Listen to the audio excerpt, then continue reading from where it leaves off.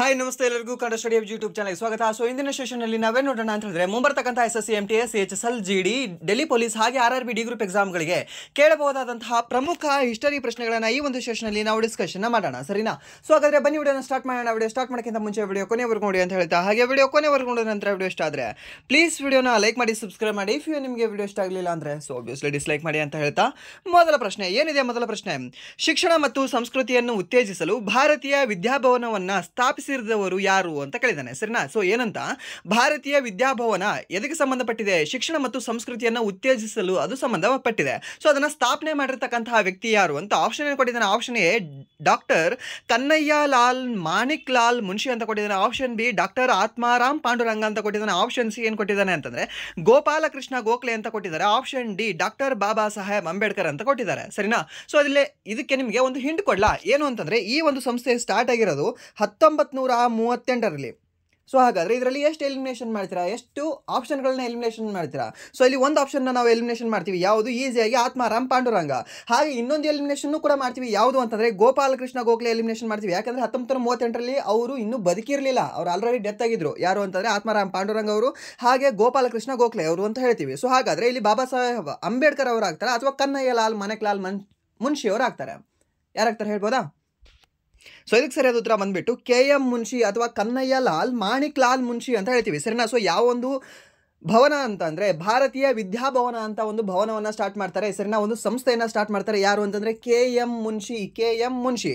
ಹಾಗೆ ನಮ್ಮ ಭಾರತದ ಪ್ರಸ್ತಾವನೆಯನ್ನು, ಭಾರತ ಸಂವಿಧಾನದ ಪ್ರಸ್ತಾವನೆಯನ್ನು ಜಾತಕ ಅಂತ ಕರೆದಿರ್ತಕ್ಕಂತಹ ವ್ಯಕ್ತಿ ಯಾರು ಅಂತಂದರೆ ಇದೇ KM ಮುನ್ಷಿ, ಸರಿನಾ? KM ಮುನ್ಷಿ ಓದಿರ್ತೀರಾ. ನಮ್ಮ ಭಾರತ ಸಂವಿಧಾನದ ಪ್ರಿಯಾಂಬಲ್ ಏನಿದೆ ಅಲ್ವಾ, ಆ ಒಂದು ಪ್ರಸ್ತಾವನೆ ಅದನ್ನು ಜಾತಕ ಅಂತ ಕರೆದಿದ್ದಾರೆ, ಸರಿನಾ? ಸೊ ಅದೇ ವ್ಯಕ್ತಿ ಯಾರು ಅಂತಂದರೆ ಇದೇ ಒಂದು KM ಮುನ್ಷಿ ಅಂತ ಹೇಳ್ತೀವಿ, ಸರಿನಾ? ಯಾರು? ಕನ್ನಯ್ಯ ಲಾಲ್ ಮಾಣಿಕ್ ಲಾಲ್ ಮುನ್ಷಿ ಅಂತ ಹೇಳ್ತೀವಿ, ನೆನ್ಪಿಟ್ಕೊಳ್ಳಿ, ಇಂಪಾರ್ಟೆಂಟ್ ಇದೆ.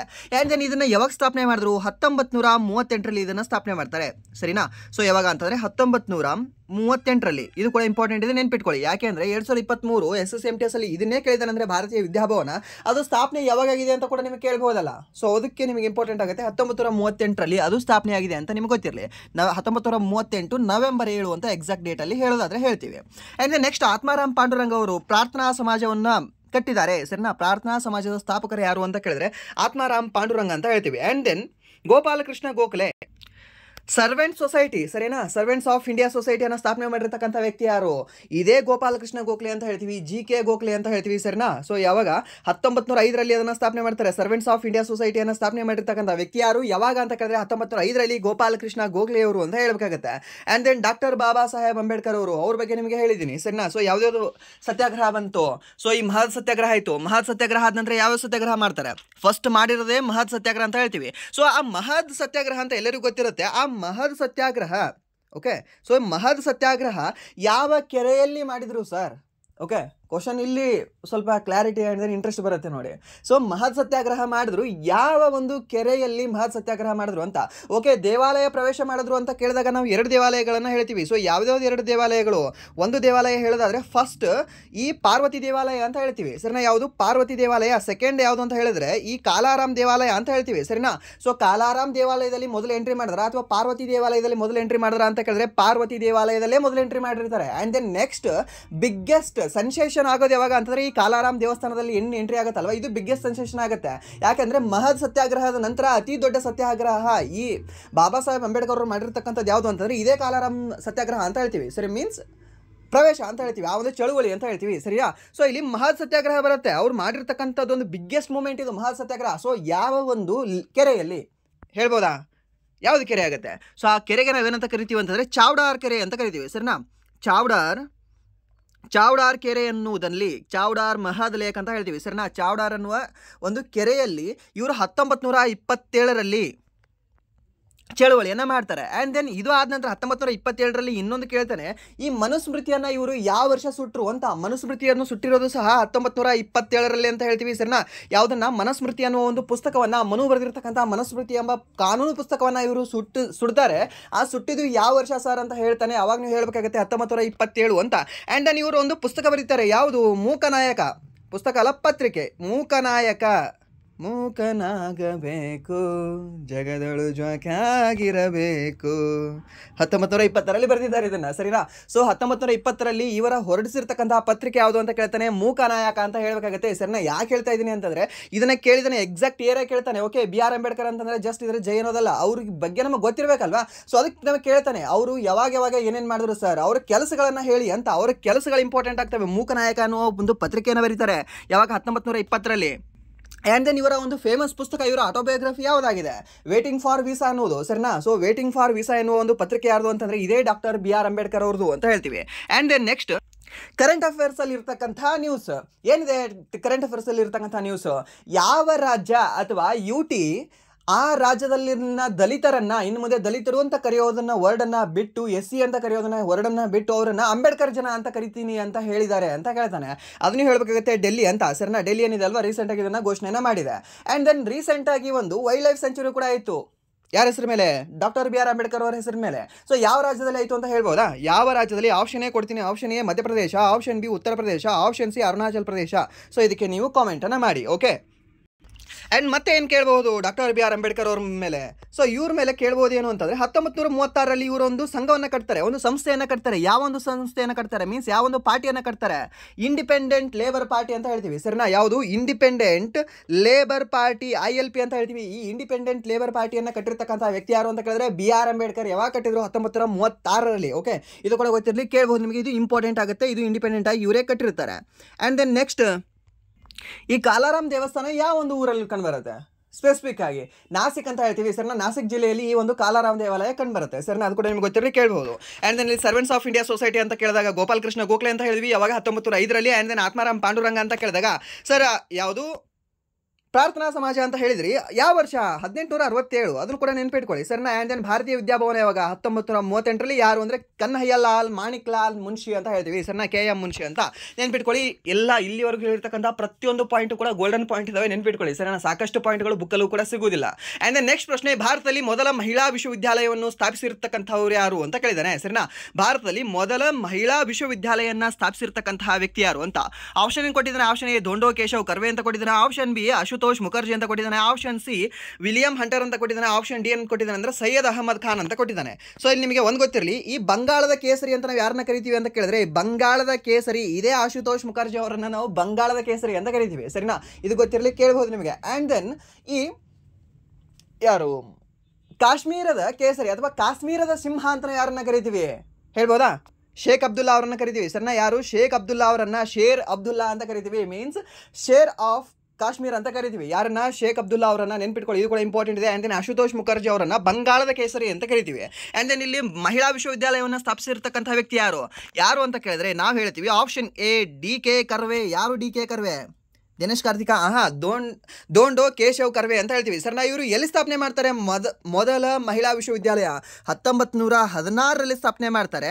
ಈ ಪುಣೆಯಲ್ಲಿ ಸ್ಥಾಪನೆ ಮಾಡ್ತಾರೆ, ಸರ್. ಈಗಿನ ಪುಣೆ ಏನಿದೆ ಅಲ್ವಾ, ಆ ಪುಣೆಯಲ್ಲಿ ಸ್ಥಾಪನೆ ಮಾಡಿರ್ತಕ್ಕಂಥದ್ದು ಒಂದು ವಿಶ್ವವಿದ್ಯಾಲಯ ಯಾವುದು ಅಂದರೆ ಈ ಒಂದು ಭಾರತದ ಮೊದಲ ಮಹಿಳಾ ವಿಶ್ವವಿದ್ಯಾಲಯ.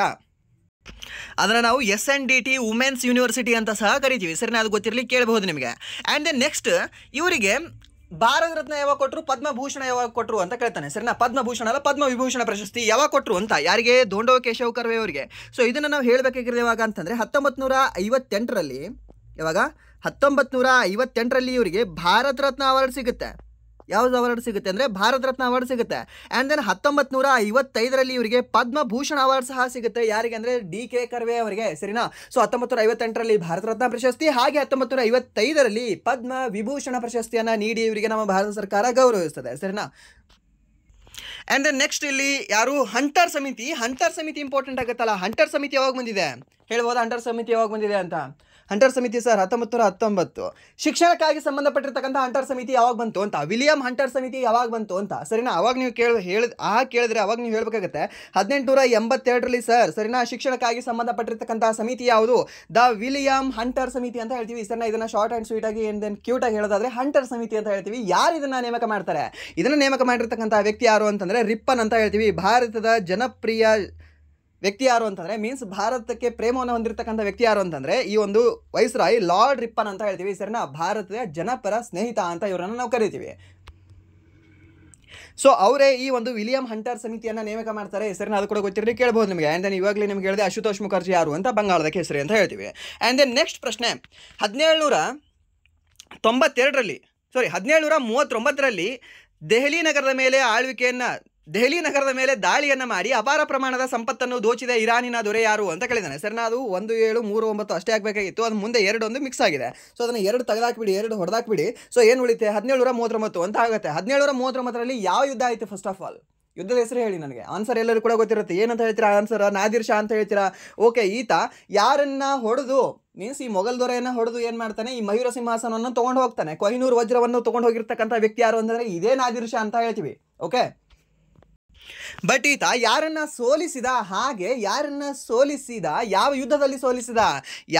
ಯಾರನ್ನ ಸೋಲಿಸಿದ ಅಂತ ಕೇಳಿದ್ರೆ ಅವಾಗ ನಾವು ಹೇಳಬೇಕಾಗತ್ತೆ ಯಾರನ್ನ? ಈ ಮಹಮ್ಮದ್ ಶಾ ಅಂತ ಹೇಳಬೇಕಾಗುತ್ತೆ. ಸರಿನಾ? ಯಾರು? ಮಹಮ್ಮದ್ ಶಾ ಅಥವಾ ಮಹಮೂದ್ ಶಾ ಅಂತ ಹೇಳ್ತೀವಿ. ಈ ಮಹಮ್ಮದ್ ಶಾ ಮೊಘಲ್ನನ್ನ ಸೋಲಿಸಿ ಈ ನಾದಿರ್ ಶಾ ಏನಿದಾನಲ್ವಾ, ಕರ್ನಾಲ್ ಯುದ್ಧದಲ್ಲಿ, ಸರಿನಾ, ಕರ್ನಾಲ್ ಅಥವಾ ಕರ್ನೂಲ್ ಯುದ್ಧ ಅಂತ ಹೇಳ್ತೀವಿ. ಆ ಒಂದು ಕರ್ನೂಲ್ ಯುದ್ಧದಲ್ಲಿ 1739 ನಡೆದಿರ್ತಕ್ಕಂಥ ಕರ್ನೂಲ್ ಯುದ್ಧದಲ್ಲಿ ಈತ ಮಯೂರ ಸಿಂಹಾಸನವನ್ನು ತಗೊಂಡು ಹೋಗ್ತಾನೆ. ಮಯೂರ ಸಿಂಹಾಸನವನ್ನ ರೆಡಿ ಮಾಡಿರ್ತಕ್ಕಂಥ ವ್ಯಕ್ತಿ ಯಾರು? ಮಯೂರ ಸಿಂಹಾಸನ ರೆಡಿ ಮಾಡಿರ್ತಕ್ಕಂಥ ವ್ಯಕ್ತಿ ಯಾರು ಅಂತಂದ್ರೆ ಔರಂಗಜೇಬನ ತಂದೆ ಶಹಜಹಾನ್ ಅಂತ ಹೇಳ್ತೀವಿ. ಸರಿ, ಶಹಜಹಾನ್ ಅದನ್ನ ರೆಡಿ ಮಾಡಿರ್ತಾನೆ. ಸೊ ಮೊದಲ ದೊರೆ ಅದರ ಮೇಲೆ ಕೂತವನು ಯಾರು ಅಂದ್ರೆ ಶಹಜಹಾನ್, ಕೊನೆಯ ದೊರೆ ಅದರ ಮೇಲೆ ಕೂತವನು ಯಾರು ಅಂತಂದ್ರೆ ಮಹಮ್ಮದ್ ಶಾ ಅಂತ ಹೇಳ್ತೀವಿ. ಸೊ ಅದರಲ್ಲೇ ಆ ಒಂದು ವಜ್ರಗಳಲ್ಲಿ ಒಂದು ವಜ್ರ ಯೂಸ್ ಮಾಡ್ತಾರೆ. ಯಾವ ವಜ್ರ ಅಂತಂದ್ರೆ ಕೊಹಿನೂರ್ ವಜ್ರ ಅಂತ ಹೇಳ್ತೀವಿ. ಸರಿನಾ? ಯಾವುದು? ಕೊಹಿನೂರ್ ವಜ್ರ. ಸೊ ಕೊಹಿನೂರ್ ವಜ್ರ ಎಲ್ಲಿ? ಇರಾನ್ಗೆ ಹೋಯ್ತು. ಮೀನ್ಸ್ ಯಾರ ಹತ್ರ ಹೋಯ್ತು? ನಾದಿರ್ ಶಾ ಹತ್ರ ಹೋಯ್ತು. ಬಟ್ ರಿಟರ್ನ್ ಅದು ಹೇಗೆ ಇಂಡಿಯಾಗೆ ಬಂತು? ಯಾಕೆಂದರೆ ದುಲೀಪ್ ಸಿಂಗ್ ಅಂತ ಬರುತ್ತೆ ಅಲ್ವಾ. ಸೊ ದುಲೀಪ್ ಸಿಂಗ್ ಅಂತ ಬರುತ್ತೆ. ದುಲೀಪ್ ಸಿಂಗ್ನ ತಂದೆ ಯಾರು? ರಂಜಿತ್ ಸಿಂಗ್ ಅಂತ ಹೇಳ್ತೀವಿ. ಸೊ ಅವ್ರ ಹತ್ರ ಹೇಗೆ ಬಂತದು? ಸೊ ನಿಮಗೆ ಇದ್ರ ಹಿಂದೆ ಕೂಡ ಒಂದು ಕತೆ ಗೊತ್ತಿರಲಿ. ಏನು ಅಂತಂದರೆ ಈ ನಾದಿರ್ ಶಾ ಏನಿದೆ ಅಲ್ವಾ, ಈ ನಾದಿರ್ ಶಾಗೆ ಸಹಾಯ ಮಾಡಿರ್ತಕ್ಕಂಥ ವ್ಯಕ್ತಿ ಯಾರು ಅಂತ ಕೇಳಿದ್ರೆ ಈ ರಂಜಿತ್ ಸಿಂಗ್ ಅಂತ ಹೇಳ್ತೀವಿ. ಸರಿನಾ? ಆ ರಂಜಿತ್ ಸಿಂಗ್ ಅವರು ಸಹಾಯ ಮಾಡಿದ ಸಲುವಾಗಿ ಈತ ಪ್ರೀತಿಯಿಂದ ಏನು ಮಾಡ್ತಾನೆ? ಕೊಡುಗೆ ನೀಡ್ತಾನೆ. ಮತ್ತೊಂದು, ಈ ಕರ್ನಾಲ್ ಯುದ್ಧದಲ್ಲಿ ಅಲ್ಲ, ಬೇರೆ ಯುದ್ಧದಲ್ಲಿ ಈತ ಅವರು ಸಹಾಯ ಮಾಡಿದ ನಂತರ ಸೊ ಅವರ ಒಂದು ಸಹಾಯಕ್ಕೆ ಅನುಗುಣವಾಗಿ ತಾನು ಕೂಡ ತನ್ನ ಒಂದು ಗ್ರ್ಯಾಟಿಟ್ಯೂಡ್ ತೋರಿಸಬೇಕು ಅಂತ ಆ ಕೊಹಿನೂರ್ ವಜ್ರವನ್ನು ರಿಟರ್ನ್ ಇವರಿಗೆ ಈ ಸಿಂಗ್ ಕೊಡ್ತಾನೆ. ಸೊ ಇವರು ಡೆತ್ ಆದ ನಂತರ 2ನೇ ಸಿಖ್ ಯುದ್ಧದಲ್ಲಿ ಇವರ ಮಗನಾಗಿರ್ತಕ್ಕಂಥ ದಿಲೀಪ್ ಅಥವಾ ದುಲೀಪ್ ಸಿಂಗ್ ಅಂತ ಹೇಳ್ತೀವಲ್ವಾ, ಆ ದುಲೀಪ್ ಸಿಂಗ್ ಏನು ಮಾಡ್ತಾನೆ? ಈ ಡಾಲ್ ಹೌಸಿಗೆ, ಯಾರಿಗೆ? ಡಾಲ್ ಹೌಸಿಗೆ ಕೊಡ್ತಾನೆ. ಆ ಡಾಲ್ ಹೌಸ್ ಏನು ಮಾಡ್ತಾನೆ? ಒಯ್ದು ರಾಣಿ ಪಾದದಲ್ಲಿ ಇಡ್ತಾನೆ. ಸೊ ಇದು ಪಾದದಲ್ಲಿರೋದು ಇವಾಗ ತಲೆ ಕಿರೀಟದಲ್ಲಿದೆ ಇವಾಗ. ಸರಿನಾ? ಸೊ ಪ್ರಸ್ತುತ ಕೊಹಿನೂರ್ ವಜ್ರ ಎಲ್ಲಿ ಕಂಡುಬರುತ್ತೆ? ಕೊಹಿನೂರ್ ವಜ್ರ ಪ್ರಸ್ತುತ ಕಂಡುಬರೋದು ಈ ಎಲಿಜಬೆತ್ ರಾಣಿಯ ಕಿರೀಟದಲ್ಲಿ. ಓಕೆ, ಈ ಒಂದು ಬ್ರಿಟನ್ನ ಕ್ರೌನಲ್ಲಿ ಕಂಡುಬರುತ್ತೆ ಅಂತ ಹೇಳ್ಬೇಕಾಗುತ್ತೆ. ಆ್ಯಂಡ್ ದೆನ್ ಅದು ಸಿಕ್ಕಿರೋದಲ್ಲಿ ಗೋಲ್ಕೊಂಡದಲ್ಲಿ ಸಿಕ್ಕಿದೆ, ನಮ್ಮ ಆಂಧ್ರ ಪ್ರದೇಶದ ಗೋಲ್ಕೊಂಡದಲ್ಲಿ. ಓಕೆ, ಕೊಹಿನೂರ್ ಅಂದರೆ ಅರ್ಥ ಏನು? ಮೀನ್ಸ್ ಇದನ್ನು ಕೂಡ ಕೇಳಿದ್ದಾನೆ. ಕೊಹಿನೂರ್ ಅಂದರೆ ಮೀನಿಂಗ್ ಏನು ಅಂತ. ಪರ್ಷಿಯನ್ ಭಾಷೆಯಲ್ಲಿ ಕೊಹಿನೂರ್ ಅಂದರೆ ಏನು ಅಂತ, ಕೊಹಿನೂರ್ ಅಂದರೆ ಏನು ಅಂತ.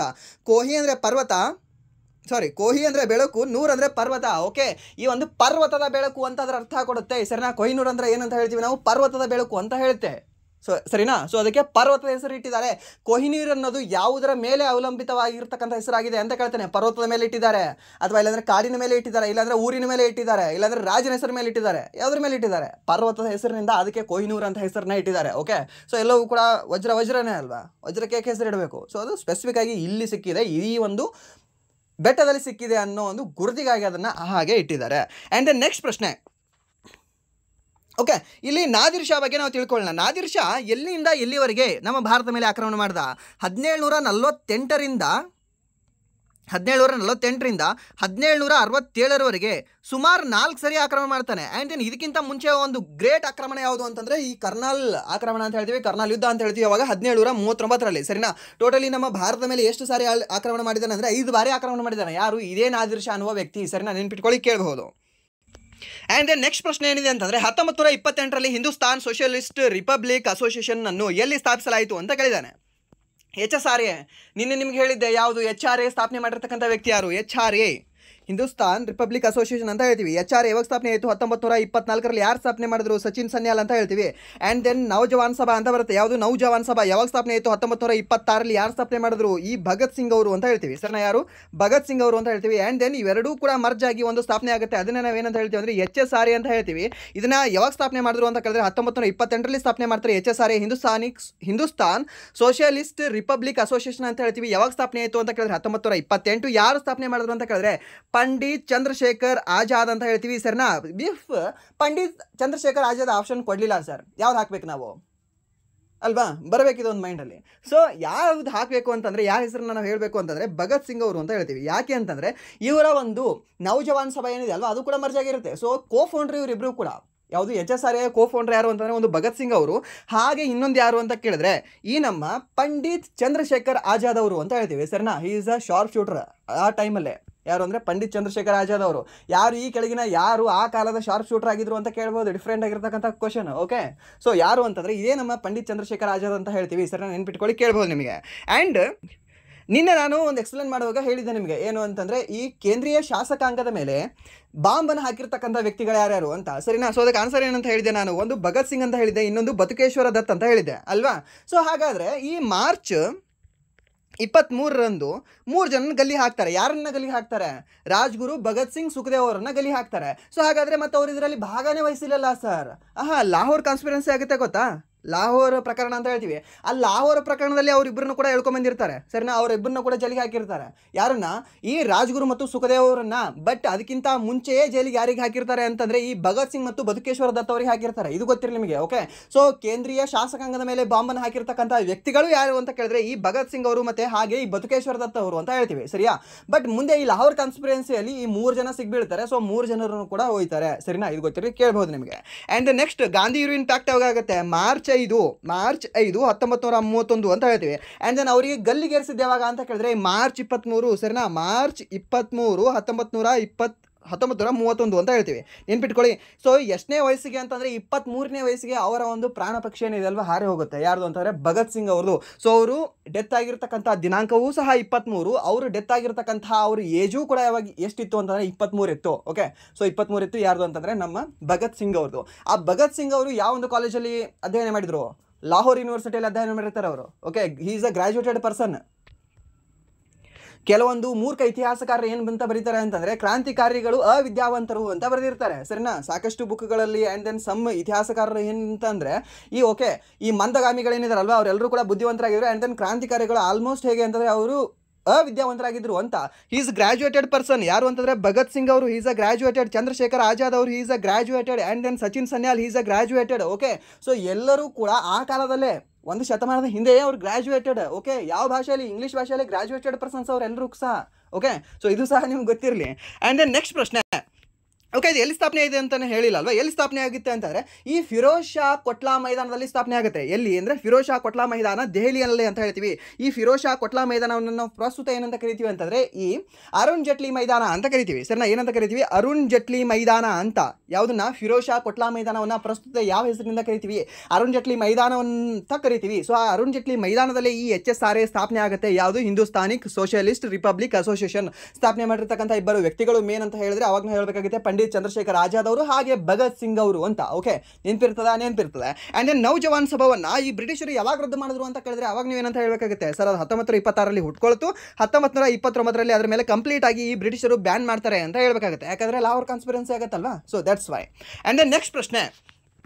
ಸಾಮಾಜಿಕ ಧಾರ್ಮಿಕ ಸುಧಾರಣೆಗಳ ಉದ್ದೇಶಕ್ಕಾಗಿ ಯಾವ ಸಮುದಾಯಕ್ಕಾಗಿ ರಾಸ್ತ್ ಗೋಫ್ತಾರ್ ಎಂಬ ಜರ್ನಲ್ ಅನ್ನು ಪ್ರಾರಂಭಿಸಲಾಯಿತು ಅಂತ ಕೇಳಿದ್ದಾನೆ. ಇವಾಗ ಜರ್ನಲ್ ಬರುತ್ತೆ ಗೊತ್ತಾ, ಆ ಒಂದು ಜರ್ನಲ್ ಸ್ಥಾಪನೆ ಮಾಡ್ತಾರೆ. ಮೀನ್ಸ್ ಒಂದು ಪತ್ರಿಕೆ ಅಂತ ಹೇಳ್ಬೋದು. ಇದನ್ನು ಆ್ಯಕ್ಚುಲಿ ಹೇಳ್ಬೋದ್ರೆ ಇನ್ ಸಿಂಪಲ್ ಲ್ಯಾಂಗ್ವೇಜಲ್ಲಿ. ಈ ರಾಸ್ತ್ ಗೋಫ್ತಾರ್ ಅನ್ನೋ ಒಂದು ಪತ್ರಿಕೆಯನ್ನು ಯಾರು ಪ್ರಾರಂಭ ಮಾಡಿದರು, ಹಾಗೆ ಯಾರು ಸಲುವಾಗಿ ಪ್ರಾರಂಭ ಮಾಡಿದರು ಹೇಳ್ಬೋದಾ? ಯಾರು ಪ್ರಾರಂಭ ಮಾಡ್ತಾರೆ ಇದನ್ನು? ದಾದಾಬಾಯಿ ನವರೋಜಿ ಅವರು ಪ್ರಾರಂಭ ಮಾಡ್ತಾರೆ. ಯಾರು? ದಾದಾಬಾಯಿ ನವರೋಜಿ ಅವರು. ಸೊ ಹಾಗಾದರೆ ಅವರು ಹಿಂದೂಗಳ ಸಲುವಾಗಿ ಮಾಡ್ತಾರಾ? ಯಾಕೆ? ಅವ್ರು ಹಿಂದೂ ಇದ್ರೆ ಅಲ್ವಾ ಅವ್ರು ಹಿಂದೂಗಳ ಸಲುವಾಗಿ ಮಾಡಬೇಕು. ಸೊ ಅವ್ರು ಹಿಂದೂ ಇಲ್ಲ. ಸೊ ಅವ್ರು ಯಾವ ಧರ್ಮದವರಾಗಿದ್ರು? ಹಿಂದೂ ಆಗಲ್ಲ. ಆ್ಯಂಡ್ ದೆನ್ ಇಲ್ಲಿ ಹೆಸರು ಕೇಳಿದ್ರೆ ನಾವು ಹೇಳ್ಬೋದು ಮುಸ್ಲಿಮು ಕೂಡ ಆಗಲ್ಲ. ಆ್ಯಂಡ್ ದೆನ್ ಸಿಖ್ ಅಥವಾ ಪಾರ್ಸಿ. ಸೊ ಇಲ್ಲಿ ಸರಿಯಾದ ಉತ್ತರ ಯಾವುದಾಗುತ್ತೆ ಅಂದರೆ ಪಾರ್ಸಿ ಅಂತ ಹೇಳ್ತೀವಿ. ಸರ್ನಾ, ಅವರು ಪಾರ್ಸಿ ಆಗಿದ್ರು. ಯಾರು ಅಂದರೆ ದಾದಾಬಾಯಿ ನವರೋಜಿ ಅವರು. ಅವ್ರು ಏನು ಮಾಡ್ತಾರೆ? ಈ ರಾಸ್ತ್ ಗೋಫ್ತಾರ್ ಎಂಬ ಒಂದು ಜರ್ನಲನ್ನು, ಸರ್ನಾ, ಒಂದು ಪತ್ರಿಕೆಯನ್ನು ಪ್ರಾರಂಭ ಮಾಡ್ತಾರೆ. ನೆನ್ಪಿಟ್ಕೊಳ್ಳಿ, ಯಾರು ಮಾಡ್ತಾರೆ ಅಂದರೆ ದಾದಾಬಾಯಿ ನವರೋಜಿ ಅವರು ಮಾಡ್ತಾರೆ ಅಂತ ನಾವು ಹೇಳ್ತೀವಿ. ಓಕೆ, ಇದು ಇಂಪಾರ್ಟೆಂಟ್ ಇದೆ, ನೆನ್ಪಿಟ್ಕೋಬೇಕು.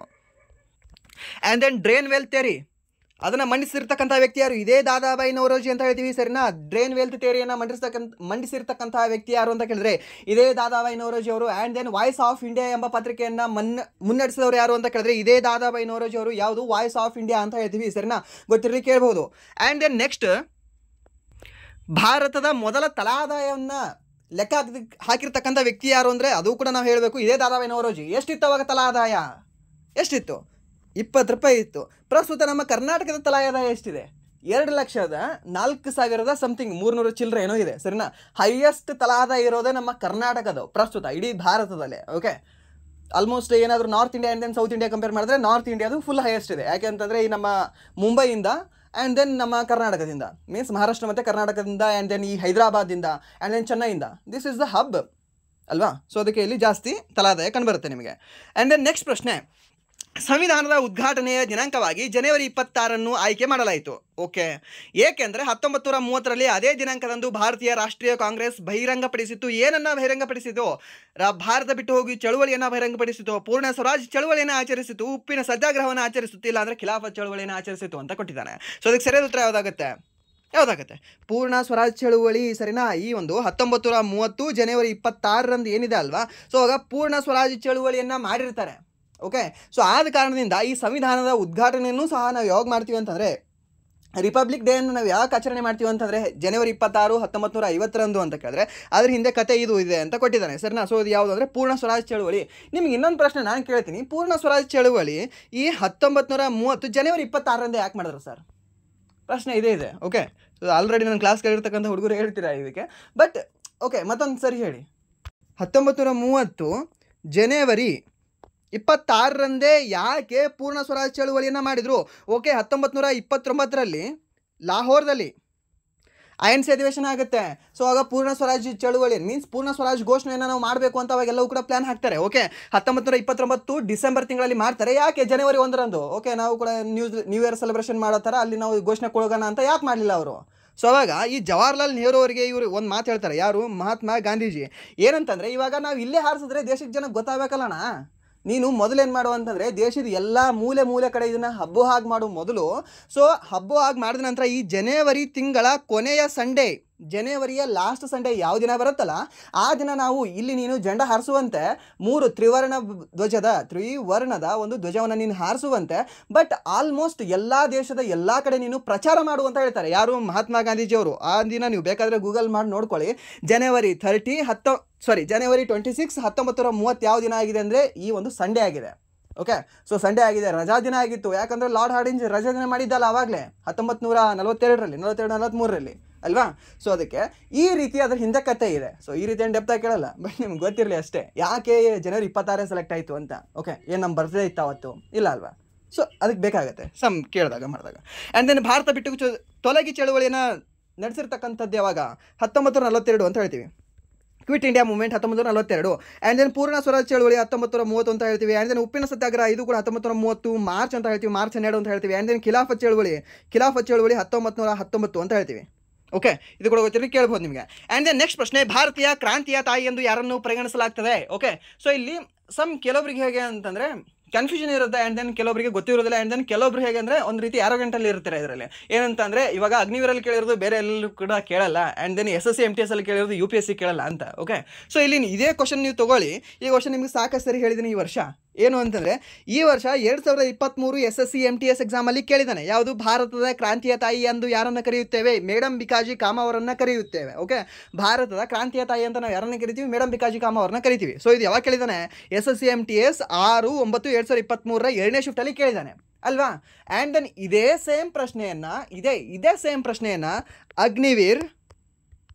ಅಗ್ನಿವೀರಲ್ಲಿ ಅಗ್ನಿವೀರ್ ಫಸ್ಟ್ ಶಿಫ್ಟಲ್ಲೇ ಈ ವರ್ಷ ಕೇಳಿದ್ದಾನೆ. ಈ ವರ್ಷ ಅಗ್ನಿವೀರ್ ಯಾರು ಬರ್ತಿದ್ರಲ್ವ, ಫಸ್ಟ್ ಶಿಫ್ಟ್ ಯಾರು ಬರ್ತಿದ್ರಲ್ವ, ಆ ಹುಡುಗರಿಗೆ ಇದು ಗೊತ್ತಿರುತ್ತೆ. ಭಾರತದ ಕ್ರಾಂತಿಯ ತಾಯಿ ಎಂದು ಯಾರನ್ನು ಕರೆಯುತ್ತೇವೆ ಅಂತ ಸೇಮ್ ಕ್ವಶನ್ ಕೇಳಿ ಆ್ಯಂಡ್ ದೆನ್ ಸೇಮ್ ಆಪ್ಷನ್ಸ್ ಕೊಟ್ಟು ಇದೇ ಆಪ್ಷನ್ ಕೊಟ್ಟಿದ್ದಾನೆ, ಇದೇ ಆನ್ಸರ್ ರೈಟ್ ಆಗಿದೆ. ಆ್ಯಂಡ್ ದೆನ್ ಇದೇ ವರ್ಷದ UPSC ಎಕ್ಸಾಮಲ್ಲೂ ಸಹ ಇದೇ ಕೇಳಿದ್ದಾನೆ. ಬಟ್ ಅಲ್ಲಿ ಸಿಂಗಲಲ್ಲಿ ಕ್ವಶನ್ ಕೊಡಲ್ಲ, ಒನ್ ಲೈನರ್ ಕ್ವಶನ್ ಕೊಡಲ್ಲ ಅಲ್ಲಿ, ಬಟ್ ಅಲ್ಲಿ ಸ್ಟೇಟ್ಮೆಂಟ್ ಕೊಡ್ತಾನೆ. ಆ ಒಂದು 4 ಸ್ಟೇಟ್ಮೆಂಟ್ಗಳಲ್ಲಿ ಮೊದಲ ಸ್ಟೇಟ್ಮೆಂಟ್ ಇದೇ ಆಗಿದೆ, ಭಾರತದ ಕ್ರಾಂತಿಯ ತಾಯಿ ಎಂದು ನಾವು ಈ ಮೇಡಮ್ ಬಿಕಾಜಿ ಕಾಮ ಅವರನ್ನು ಕರೆಯುತ್ತೇವೆ. ಅವರು 1907ರಲ್ಲಿ ಜರ್ಮನ್ನಲ್ಲಿ ಧ್ವಜವನ್ನು ಹಾರಿಸಿದರು. ಮೊದಲ ಬಾರಿಗೆ ಒಬ್ಬ ಮಹಿಳೆ ದೇಶದ ಹೊರಗೆ ಧ್ವಜವನ್ನು ಹಾರಿಸಿರುವಾಗ ಅಂದರೆ 1907ರಲ್ಲಿ. ಎಲ್ಲಿ ಹಾರಿಸಿದ್ರು? ಈ ಜರ್ಮನಿಯಲ್ಲಿ ಅಂತ. ಸೊ ಈ ಥರ 3-4 ಪಾಯಿಂಟ್ ಕೊಟ್ಟಿದ್ದ. ಸೊ ಅಲ್ಲಿಯೂ ಕೂಡ ನಿಮಗೆ ಇದು ಬಂದಿದೆ ಅಲ್ವಾ, ಮೇಡಮ್ ಬಿಕಾಜಿ ಕಾಮ. ಸೊ ಅದಕ್ಕೆ ಗೊತ್ತಿರಲಿ ನಿಮಗೆ. ಬೇರೆ ಎಕ್ಸಾಮ್ಗಳಲ್ಲಿ ಕೇಳ್ತಾನೆ, ಮೀನ್ಸ್ ಕೆಲವೊಂದು ಎಕ್ಸಾಮಲ್ಲಿ ಅದು ಈಸಿ ಅಂತ ಕನ್ಸಿಡರ್ ಆಗುತ್ತೆ ಕೆಲವೊಂದು ಕ್ವಶನ್ಗಳು, ಕೆಲವೊಂದು ಎಕ್ಸಾಮಲ್ಲಿ ಟಫ್ ಅಂತ ಕನ್ಸಿಡರ್ ಆಗುತ್ತೆ ಕ್ವಶನ್ಗಳು. ಓಕೆ, ಬಟ್ ನಮಗೆ ಆಲ್ಮೋಸ್ಟ್ ನಿಮ್ಗೆ ಯಾವುದೇ ಕ್ವಶನ್ ಪೇಪರ್ ಕೈಯಲ್ಲಿ ಸಿಗಲಿ, ಒಟ್ಟಿನಲ್ಲಿ GK ಇದೆಯಾ ಸುಮ್ಮನೆ ಬಿಡಿಸ್ತಾ ಸ್ಟಾರ್ಟ್ ಮಾಡಿ. ಓಕೆ, ಸೊ ನಿಮಗೆ ಯೂಸ್ಫುಲ್ ಆಗುತ್ತೆ. ಇವಾಗ ಮೇಡಮ್ ಬಿಕಾಸ್ ಈಗ ಅನ್ನಿ ಬೆಸೆಂಟ್ ಅಂದರೆ ನಾವು ಏನಂತ ಹೇಳ್ತೀವಿ, ಅನ್ನಿ ಬೆಸೆಂಟ್ ಅವರು ಯಾವ ದೇಶದವರು, ಐರಿಷ್ ದೇಶದವರು ಅಂತ ಹೇಳ್ತೀವಿ. ಸರ್ ನಾವು ಯಾವುದು ಐರಿಷ್ ದೇಶದವರು ಮೀನ್ಸ್ ಐರ್ಲೆಂಡ್ ದೇಶದವರು ಅಂತ ಹೇಳ್ತೀವಿ. ಐರ್ಲೆಂಡ್ ದೇಶದ ರಾಜಧಾನಿ ಯಾವುದಾಗಿದೆ, ಡಬ್ಲಿನ್ ಅಂತ ಹೇಳ್ತೀವಿ. ಓಕೆ, ಸೊ ಐರ್ಲೆಂಡ್ ದೇಶದಿಂದ ಬಂದು ಇವ್ರು ಏನು ಮಾಡ್ತಾರೆ, ಈ ಅನ್ನಿ ಬೆಸೆಂಟ್ ಅವರು ಹೋಮ್ ರೂಲ್ ಲೀಗ್ ಸ್ಟಾರ್ಟ್ ಮಾಡ್ತಾರೆ. ಯಾವಾಗ ಸ್ಟಾರ್ಟ್ ಮಾಡ್ತಾರೆ, 1916 ಸೆಪ್ಟೆಂಬರಲ್ಲಿ ಸ್ಟಾರ್ಟ್ ಮಾಡ್ತಾರೆ. ಸರಿನಾ? ಸೊ ಇದಕ್ಕಿಂತ ಮುಂಚೆ ಪುಣೆಯಲ್ಲಿ ಬಾಲ್ ಗಂಗಾಧರ್ ತಿಲಕ್ ಅವರು ಹೋಮ್ ರೂಲ್ ಲೀಗ್ ಸ್ಟಾರ್ಟ್ ಮಾಡಿರ್ತಾರೆ. ಓಕೆ, ಅದು ಕೂಡ ನಿಮ್ಗೆ ಗೊತ್ತಿರಲಿ, ಇಬ್ರು ಸ್ಟಾರ್ಟ್ ಮಾಡಿರ್ತಾರೆ ನಮ್ಮ ಇಂಡಿಯಾದಲ್ಲಿ. ಇವರೆಲ್ಲಿ ಸ್ಟಾರ್ಟ್ ಮಾಡ್ತಾರೆ, ಮದ್ರಾಸ್ನ ಅಡಿಯಾರದಲ್ಲಿ ಸ್ಟಾರ್ಟ್ ಮಾಡ್ತಾರೆ. ಯಾವುದು ಮದ್ರಾಸ್ನ ಅಡಿಯಾರ್ ಮೀನ್ಸ್ ಈಗಿನ ಚೆನ್ನೈನ ಅಡಿಯಾರ್ ಅಂತ ಹೇಳ್ತೀವಿ, ಮೀನ್ಸ್ ತಮಿಳುನಾಡಿನ ಅಡಿಯಾರ್ ಅಂತ ಹೇಳ್ತೀವಿ. ಅಲ್ಲಿ ಸ್ಥಾಪನೆ ಮಾಡ್ತಾರೆ. ಆ್ಯಂಡ್ ದೆನ್ ನೆಕ್ಸ್ಟ್ 1916 ಆದ ನಂತರ ಅಷ್ಟೊಂದು ಒಳ್ಳೆ ಕೆಲಸ ಮಾಡಿದ್ದಾರೆ ಅಂತ 1917ರಲ್ಲಿ ಈ INC ಅಧ್ಯಕ್ಷತೆಯನ್ನು ಬಿಟ್ಟುಕೊಡೋದು ಯಾರಿಗೆ ಅಂತಂದ್ರೆ ಇದೇ ಅನ್ನಿ ಬೆಸೆಂಟ್ ಅವರಿಗೆ.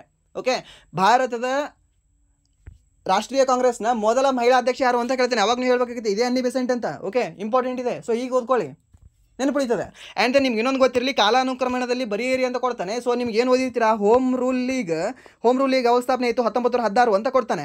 ಸೊ ಇದು ನಿಮ್ಗೆ ಓದಿರ್ತೀರಾ, ಹೀಗೆ ಓದಿರ್ತೀರಾ. ಬಟ್ ಕ್ವಶನೇ ಕೊಡ್ತಾನೆ ಕಾಲಾನುಕ್ರಮಣದಲ್ಲಿ ಬರೀರಿ ಅಂತ. Okay, home rule league ball Gangadhar Tilak, home rule league ಅನ್ನಿ ಬೆಸೆಂಟ್ ಅವರು. ಆ್ಯಂಡ್ ದೆನ್ 1916ರ INC ಅಧಿವೇಶನ 1916. ಸೊ ಇದನ್ನು ಆರ್ಡರ್ ವೈಸ್ ಬರಿ ಅಂತ ಹೇಳಿದಾಗ ನೀವು ಏನಂತ ಬರೀತೀರಾ? ಓಕೆ, ಯಾವುದು 1 2 3 ಆಗುತ್ತಾ, 2 1 3 ಆಗುತ್ತಾ, ಅಥವಾ 3 1 2 ಆಗುತ್ತಾ, ಇಲ್ಲಾಂದರೆ 3 2 1 ಆಗುತ್ತಾ?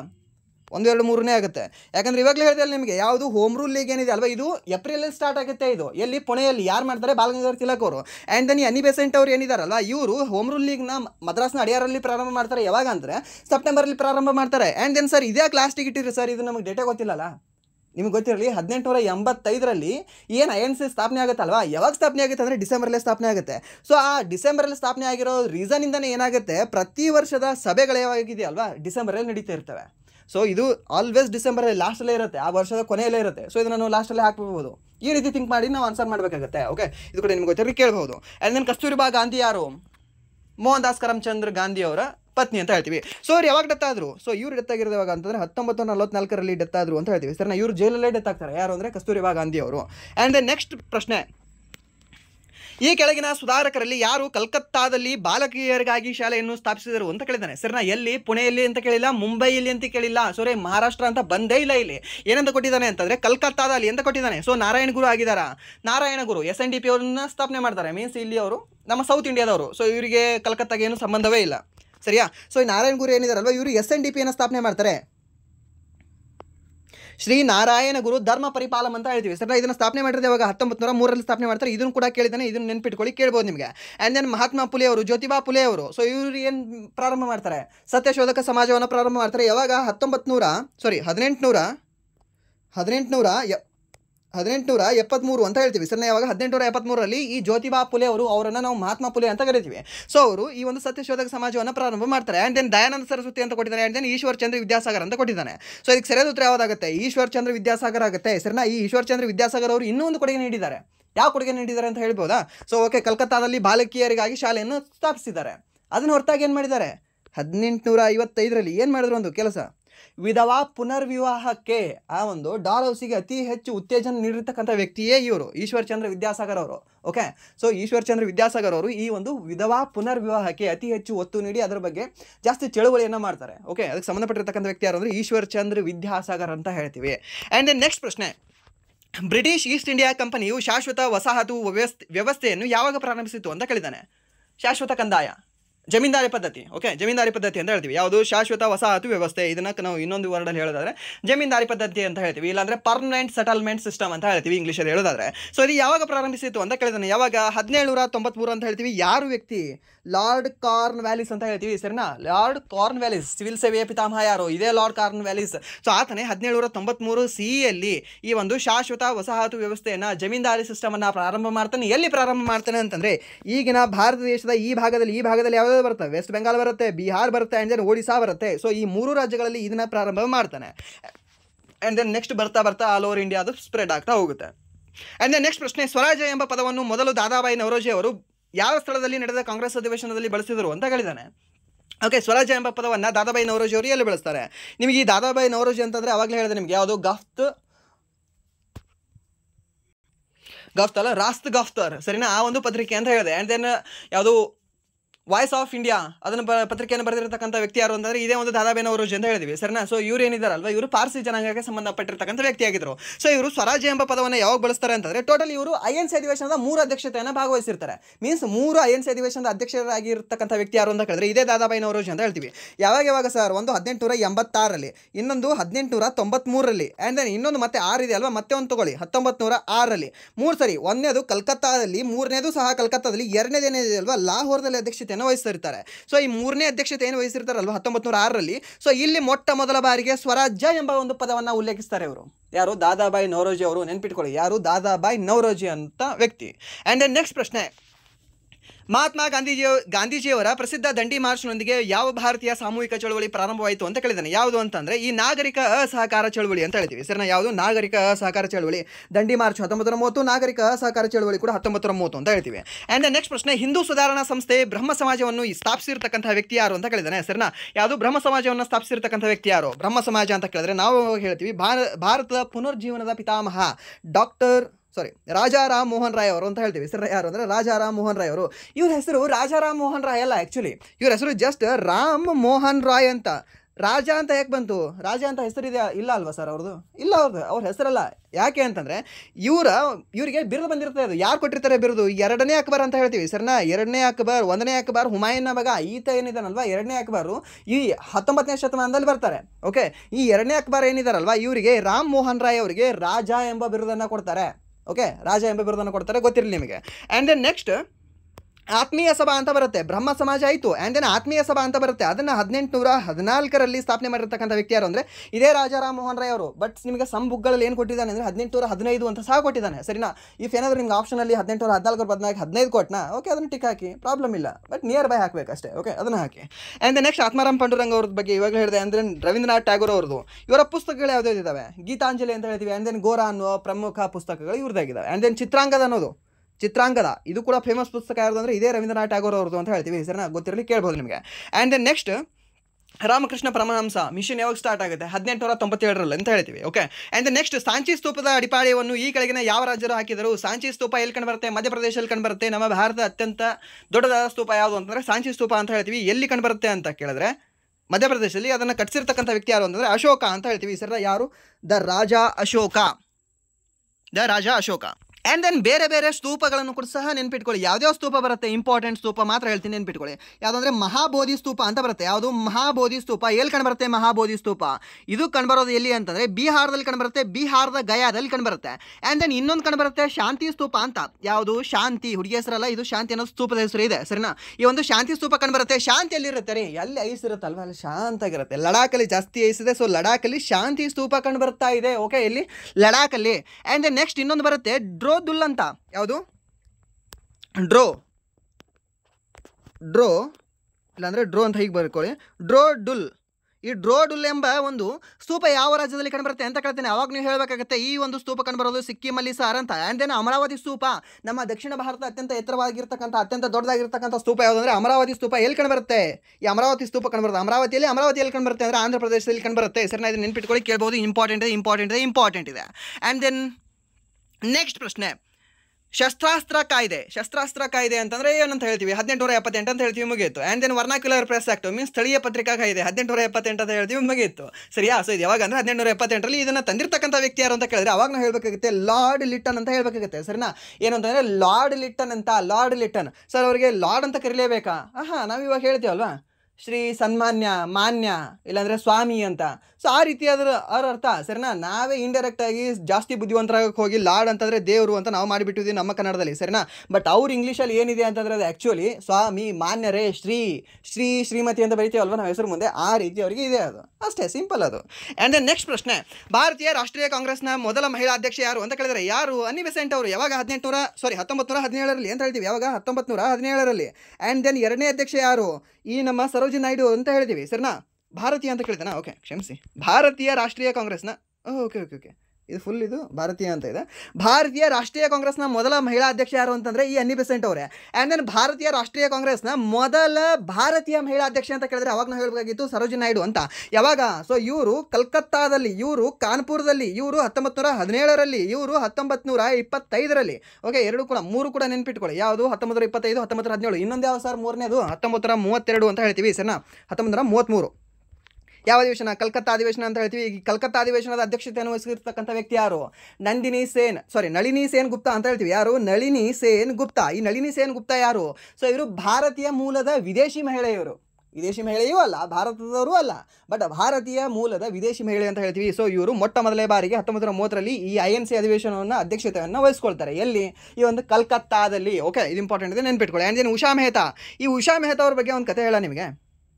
ಓಕೆ, ರೇಡಿಯೋದ ಬಗ್ಗೆ ನಿಮಗೆ ಗೊತ್ತು. ಯಾವುದು? ಗುಪ್ತಾ ರೇಡಿಯೋವನ್ನು, ಗುಪ್ತಾ ಸೀಕ್ರೆಟ್ ಕನ್ನಡದಲ್ಲಿ ಬರೆಯೋಣ ಬಿಡಿ. ಗುಪ್ತಾ ರೇಡಿಯೋ. ಓಕೆ, ಗುಪ್ತಾ ರೇಡಿಯೋ 1942ರ ಸಮಯದಲ್ಲಿ ಕ್ವಿಟ್ ಇಂಡಿಯಾ ಮೂವ್ಮೆಂಟ್ ಸಮಯದಲ್ಲಿ ಈ ಗುಪ್ತಾ ರೇಡಿಯೋವನ್ನು ಆರಂಭ ಮಾಡಿರ್ತಕ್ಕಂಥ ವ್ಯಕ್ತಿ ಯಾರು ಅಂತ ಕೇಳಿದ್ರೆ ಉಷಾ ಮೆಹ್ತಾ ಅಂತ ಹೇಳ್ತೀವಿ. ಓಕೆ, ಆ್ಯಂಡ್ ದೆನ್ ಈ ಉಷಾ ಮೆಹ್ತಾ ಅವರು ಜೈಲಲ್ಲಿರ್ತಾರೆ. 1942 ಆದ ನಂತರ ಇವರಿಗೆ ಜೈಲಿಗೆ ಹಾಕಿರ್ತಾರೆ. ಆ್ಯಂಡ್ ದೆನ್ ನಿಮಗೆ ಗೊತ್ತಿರಲಿ, the first lady and then the first women, ಇಲ್ಲ ಅಂತಂದರೆ ದ ಫಸ್ಟ್ ಪೊಲಿಟಿಕಲ್ ಪ್ರಿಸನರ್ ಅಂತ ಹೇಳ್ಬೋದು ಸರಿನಾ. ಈ ಒಂದು ರಾಜಕೀಯ ಕೈದಿ ಏನಿರ್ತಾರಲ್ವ, ಮೊದಲ ರಾಜಕೀಯ ಕೈದಿ ಬಿಡುಗಡೆ ಆಗಿರ್ತಕ್ಕಂಥವ್ರು ಯಾರು ಅಂತಂದರೆ ಇದೇ ಉಷಾ ಮೆಹ್ತಾ ಅವರು. ಸರ್ ಏನು ಹೇಳ್ತೀರಾ ಸರ್, ಇಲ್ಲಿವರೆಗೆ ಕೇಳೇ ಇಲ್ಲಲ್ಲ? ಹೌದು, ಭಾರತದ ಯಾವ ರಾಜಕೀಯ ಕೈದಿ ಮೊದಲು ಬಿಡುಗಡೆಗೊಂಡ್ರು? ಯಾರೋ ಒಬ್ಬರ ಶಿಫಾರಸಿನ ಮೇಲೆ ಅಂತ ಕೇಳ್ತಾನೆ ಸರಿನಾ. ಸರ್ ಹಾಗೆ ನೋಡಿದ್ರೆ ಗಾಂಧೀಜಿಯವರು ಬಿಡುಗಡೆ ಆಗಿದ್ದಾರಲ್ಲ, ಬೇರೆಯವರು ಬಿಡುಗಡೆ ಆಗಿದ್ದಾರಲ್ಲ. ಒಬ್ಬರ ಶಿಫಾರಸಿನ ಮೇಲೆ ಬಿಡುಗಡೆ ಆಗೋದು. ಯಾರು ಶಿಫಾರಸಿನ ಮೇಲೆ ಇವರು ಬಿಡುಗಡೆ ಆಗ್ತಾರೆ ಗೊತ್ತಾ? ಇವ್ರು ಬಿಡುಗಡೆ ಆಗೋದು ಫಸ್ಟ್ ಆಫ್ ಆಲ್ ನಿಮ್ಗೆ ಗೊತ್ತಿರಲಿ 1946ರಲ್ಲಿ ಇವ್ರು ಬಿಡುಗಡೆ ಆಗ್ತಾರೆ. ಇವ್ರು ಯಾರ ಒಂದು ಶಿಫಾರಸಿನ ಮೇಲೆ ಬಿಡುಗಡೆ ಆಗ್ತಾರೆ ಅಂದರೆ ಮೊರಾರ್ಜಿ ದೇಸಾಯಿ ಅವರ ಶಿಫಾರಸಿನ ಮೇಲೆ. ಯಾರು? ಮೊರಾರ್ಜಿ ದೇಸಾಯಿ ಅವರ ಶಿಫಾರಸಿನ ಮೇಲೆ 1946ರಲ್ಲಿ ಇವರು ಬಿಡುಗಡೆಗೊಳ್ತಾರೆ. ಸರ್ ಯಾಕೆ ಸರ್ 1936ರಲ್ಲಿ ಮೊರಾರ್ಜಿ ದೇಸಾಯಿ ಅವ್ರ ಮಾತಷ್ಟು ಕೇಳ್ತಾ ಇದ್ರು? ಯಾಕೆ? ಲಾ ಆ್ಯಂಡ್ ಆರ್ಡರ್ ಯಾರ ಹತ್ರ ಇರುತ್ತೆ? ಹೋಮ್ ಮಿನಿಸ್ಟರ್ ಹತ್ರ ಇರುತ್ತೆ. ಸೊ ಆ ಸಮಯದ ಇಂಟರ್ನ್ ಗೌರ್ಮೆಂಟಿನ ಹೋಮ್ ಮಿನಿಸ್ಟರ್ ಯಾರು ಅಂತಂದರೆ ಮೊರಾರ್ಜಿ ದೇಸಾಯಿ. ಓಕೆ, ಸೊ ಈ ಒಂದು ಇಂಟರ್ಮ್ ಗೌರ್ಮೆಂಟಿನ ಅಧ್ಯಕ್ಷ ಯಾರು ಅಂತ ಕೇಳಿದ್ರೆ ನಮ್ಗೆ ಗೊತ್ತಿರುತ್ತೆ. ಉಪಾಧ್ಯಕ್ಷ ಅಂತ ಕೇಳಿದ್ರೆ ಯಾರು ಅಂತ ಗೊತ್ತಿರುತ್ತೆ. ಉಪಾಧ್ಯಕ್ಷ ಯಾರು? ನಮ್ಮ ನೆಹರು ಅಂತ ಹೇಳ್ತೀವಿ ಸರಿನಾ. ಆ್ಯಂಡ್ ದೆನ್ ಹಣಕಾಸು ಸಚಿವ ಯಾರು ಅಂತ ಕೇಳಿದ್ರೆ ಹೇಳ್ತೀವಿ ನಾವು ಯಾರು? ಲಿಯಾಕತ್ ಅಲಿ ಖಾನ್ ಅಂತ. ಆ್ಯಂಡ್ ದೆನ್ ಹೋಮ್ ಮಿನಿಸ್ಟರ್ ಅಂತ ಕೇಳಿದಾಗ ಸ್ವಲ್ಪ ಅಲ್ಲಾಡುತ್ತೆ ಕೈಕಾಲು. ನಾವು ಫಸ್ಟ್ ಆನ್ಸರ್ ಬರೆದ ಯಾರು ಅಂದರೆ ವಲ್ಲಭಾಯಿ ಪಟೇಲ್ ಅಂತ. ವಲ್ಲಭಾಯಿ ಪಟೇಲ್ ಏನಿದಾರಲ್ವಾ 1947ರ ನಂತರ ಏನು ಸರ್ಕಾರ ರಚನೆ ಆಗುತ್ತೆ, 1951ರಲ್ಲಿ ಸರ್ಕಾರ ರಚನೆ ಆಗುತ್ತೆ. ಆ ಸಮಯದಲ್ಲಿ ಇರ್ತಕ್ಕಂಥ ಒಬ್ಬ ನಮ್ಮ ಭಾರತದ ಹೋಮ್ ಮಿನಿಸ್ಟರ್ ಯಾರು ಅಂತಂದರೆ ಈ ವಲ್ಲಭಾಯಿ ಪಟೇಲ್ ಅವರು. ಬಟ್ ಅದಕ್ಕಿಂತ ಮುಂಚೆ ಇಂಟರ್ಮ್ ಗೌರ್ಮೆಂಟಲ್ಲಿ ಹೋಮ್ ಮಿನಿಸ್ಟರ್ ಆಗಿರ್ತಕ್ಕಂಥ ವ್ಯಕ್ತಿ ಯಾರು ಅಂತಂದರೆ ಈ ಮೊರಾರ್ಜಿ ದೇಸಾಯಿ ಅವರು ಅಂತ ಹೇಳ್ತೀವಿ ಸರಿನಾ. ಅವರು ಇವ್ರನ್ನ ಬಿಡಿಸ್ತಾರೆ. ಯಾರನ್ನ? ಉಷಾ ಮೆಹ್ತಾ ಅವರನ್ನು ಬಿಡಿಸ್ತಾರೆ. ಯಾವಾಗ? 1946ರಲ್ಲಿ ಸರಿನಾ. ನೆನ್ಪಿಟ್ಕೊಳ್ಳಿ, ಕೇಳ್ಬೋದು ನಿಮಗೆ ಇದನ್ನು. ಓಕೆ, ಎಲ್ಲಿ ರಿಲೀಸ್ ಮಾಡ್ತಾರೆ ಇವ್ರನ್ನ? ಬಾಂಬೆಯಲ್ಲಿ ರಿಲೀಸ್ ಮಾಡ್ತಾರೆ. ಯಾಕಂದರೆ ಬಾಂಬೆ ಜೈಲಲ್ಲಿ ಇವ್ರನ್ನ ಹಾಕಿರ್ತಾರೆ. ಯಾರನ್ನ? ಉಷಾ ಮೆಹ್ತಾ ಅವರನ್ನ. ಓಕೆ, ಸೊ ಇದಾಗಿತ್ತು ಇಲ್ಲಿವರೆಗೆ ಮುಂಬರ್ತಕ್ಕಂಥ SSC, MTA, CHSL, GD, Delhi police ಹಾಗೆ ಸೆಂಟ್ರಲ್ ಗೌರ್ಮೆಂಟಿನ ವೇರಿಯಸ್ ಎಕ್ಸಾಮ್ಗಳಿಗೆ ಕೇಳಬಹುದಾದಂತಹ ಹಿಸ್ಟ್ರಿ ಪ್ರಶ್ನೆಗಳ ಹಾಗೆ ಅದಕ್ಕೆ ಸಂಬಂಧಪಟ್ಟಿರ್ತಕ್ಕಂಥ ಕತೆ ವಿವರಣೆ ಎಲ್ಲವೂ ಸಹ. ಆ್ಯಂಡ್ ದೆನ್ ಇಲ್ಲಿವರೆಗೂ ವಿಡಿಯೋ ನೋಡೋದಕ್ಕಾಗಿ ಫಸ್ಟ್ ಆಫ್ ಆಲ್ ಧನ್ಯವಾದಗಳು. ಹಾಗೆ ಇಲ್ಲಿವರೆಗೂ ವಿಡಿಯೋ ನೋಡಿ ನಿಮ್ಗೆ ಏನಾದರೂ ವಿಡಿಯೋ ಇಷ್ಟ ಆಗಿದ್ರೆ ಪ್ಲೀಸ್ ವಿಡಿಯೋನ ಲೈಕ್ ಮಾಡಿ, ಸಬ್ಸ್ಕ್ರೈಬ್ ಮಾಡಿ. ಇಫ್ ನಿಮಗೆ ವಿಡಿಯೋ ಇಷ್ಟ ಆಗಲಿಲ್ಲ ಅಂದರೆ ಸೊ ಆಬ್ವಿಯಸ್ಲಿ ಡಿಸ್ಲೈಕ್ ಮಾಡಿ ಅಂತ ಹೇಳ್ತಾ ವಿಡಿಯೋನ ಇಲ್ಲಿಗೆ ಏನು ಮಾಡ್ತಿದ್ದೀನಿ. Once again thank you so much.